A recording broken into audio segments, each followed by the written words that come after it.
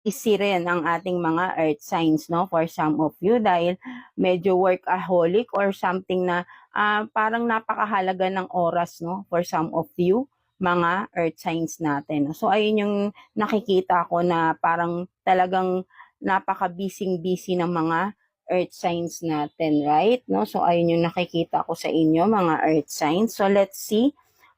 Kamusta naman pagdating sa family ninyo, no? Immediate family ng mga earth signs. Anong meron, no? Kamusta naman sa mga family ninyo, right? Kuha tayo ng 2 cards here for you, earth signs, Taurus, Virgo, and Capricorn. Family situation ng mga earth signs, please. 2 cards for earth signs.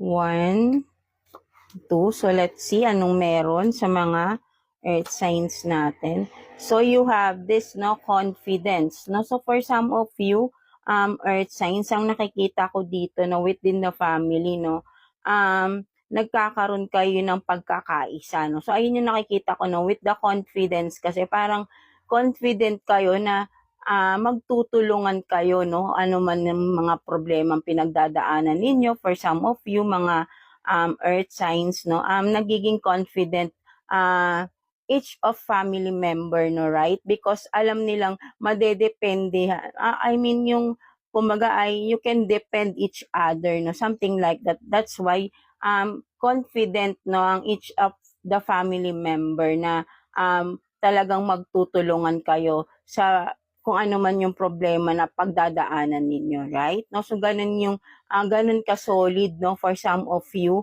parang sabihin natin na confidence, no, something like that, na whatever it takes, no, ay nandito lang ako, no, parang ganun, no, nagdadamayan kayo, magkakapatid, family na kahit sabihin man nating parents ninyo, nandiyan rin for you, no, mga earth signs, right? Binibigyan nila kayo ng self-confidence din, no?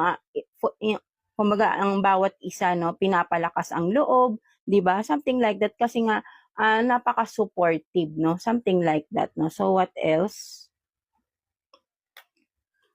So, you have this beginnings, no? So, yan, no, for some,